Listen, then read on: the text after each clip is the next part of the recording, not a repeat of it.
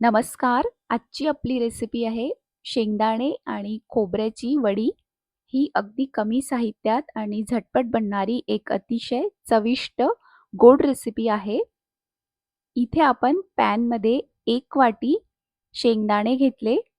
शेंगदाणे आपल्याला मीडियम फ्लेमवर छान भाजून घ्यायचे. सोपी रेसिपी आहे, झटपट रेसिपी आहे. साहित्य पण खूप कमी लागतं. तर शेंगदाणे आपण असे भाजून घेतले आणि हे थंड झाले की याची आपल्याला साल काढून घ्यायची आणि हे मिक्सरला फिरवून घ्यायचे. तर छान बारीक अशी आपण मिक्सरला याची पावडर तयार करणार आहोत. तर इथे आपण हे असे फिरवून घेतले. पॅनमध्ये 1 वाटी पाणी घ्यायचं. यात 1 वाटी साखर घालायची आणि याचा 1 तारी पाक आपल्याला बनवून घ्यायचा आहे. तर याच्या आधीही मी भरपूर वड्यांच्या रेसिपीजचे व्हिडिओज अपलोड केलेले आहेत. लिंक डिस्क्रिप्शन बॉक्समध्ये दिलेली आहे. बघायला विसरू नका. तर याचा आपल्याला 1 तारी पाक तयार करायचा. तर तुम्ही बघू शकता इथे पाक तयार झालेला आहे. यात आपण 1 वाटी दाण्याचं कूट, 1 वाटी खोबऱ्याचा कीस आणि 1 टीस्पून वेलची पूड घातली. हे सगळं आपल्याला असं छान मिक्स करून घ्यायचं. तर मीडियम ते लो फ्लेमवरच आपल्याला हे असं छान मिक्स करून घ्यायचं.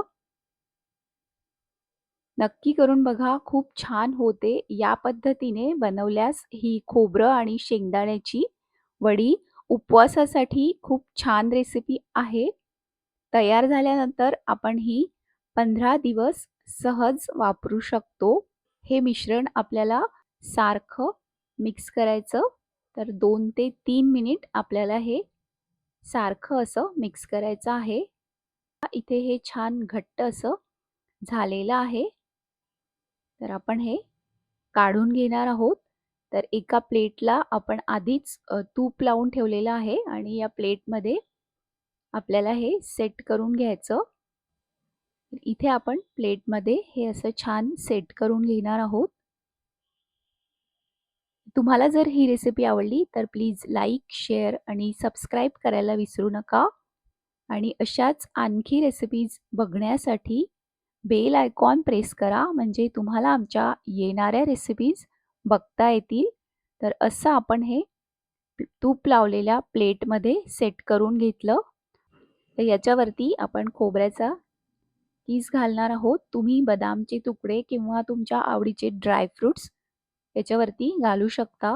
तर इथे आपण खोबऱ्याचा कीस याच्यावरती असा पसरवून घेणार आहोत आणि अर्धा ते 1 तास आपल्याला ही थंड होऊ द्यायची आहे. थंड झाल्यानंतर आपल्याला याच्या अशा या वड्या कापून घ्यायच्या आहेत. तुम्ही तुमच्या आवडीप्रमाणे लहान मोठी साईज याची घेऊ शकता. तर हे छान थंड झालेलं आहे.